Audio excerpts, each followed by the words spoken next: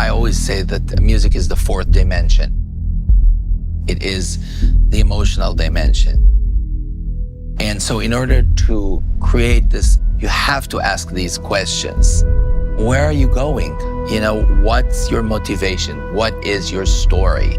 What is really pushing us? This is what really drove me more than anything else. These huge questions, they're as big as space.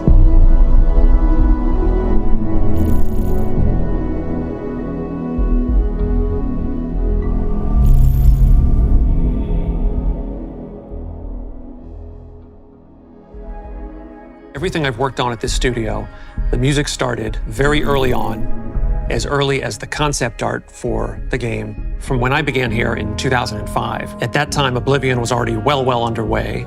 But as we went on to Fallout 3 after that, that was one of the first things I worked on music-wise was the main theme. And that's always been the case, where the main theme sets the tone for everything else we do in the game. And there's time throughout the entire project for that to evolve.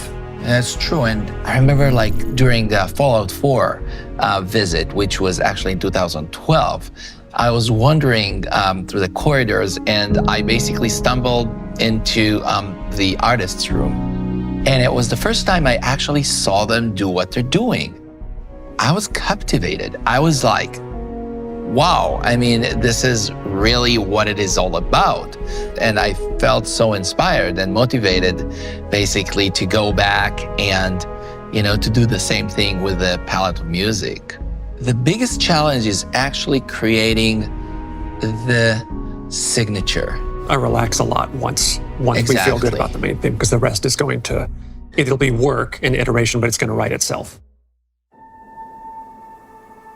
The way I looked at Starfield always is what I called the sanctified triplet, which is everything is streaming, right? Everything is changing and everything is returning back.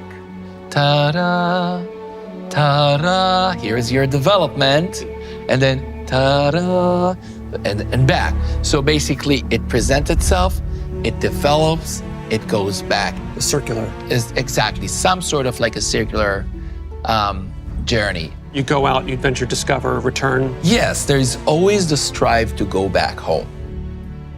And that's, I mean, I guess that's what feels so complete for us, right? We want to complete the mission. We want to complete our journey. We will find something, we will discover something, we'll take it with us, and we will go back home with it. When we built the traditional orchestral sound palette, we actually really divided the orchestral group. For example, took the woodwinds, okay? And we created like a whole woodwind layer that almost represents particle in space, because they don't play melodies at all. They play sort of like a high frequency sequence, you know, like together. So they almost don't sound like woodwind. They sound something between organic to synthetic. Then the strings, they will play this long chords or long melodies and long crescendos and diminuendos. And these kind of things along the line with the fast-moving woodwinds will create a nice blanket around these waves, okay? And then comes the brass. And the brass, especially the French horns, playing sort of like the beacon, you know, the call of the brass. Those instrument groups as well. A lot of times when you are looking at that whole main theme, I'm kind of salivating, thinking about what can I do with that on the sound design side, you know, not just to weave the main theme into different key points in the game, leveling up, discovering new places. Could we use that as straight up sound design to take those woodwind tremolos and just let's slow them way down, let's reverse them. I'll take any of that music and turn it into ambience somewhere.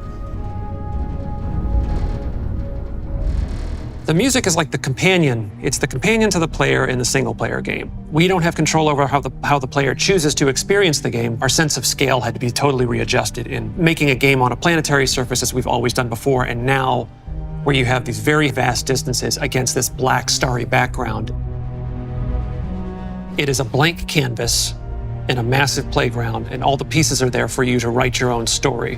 Whether you jump right in and you wish to follow the main quest, the main story, and go to the obvious, one point leads to another, leads to another. The music has a funny way of playing the right chord change at the right time, and a lot of that just happens at random. You look over the valley at just the right moment, and that just happens to be when this one chord change happens, and there are times like that that feel scripted, and they're not.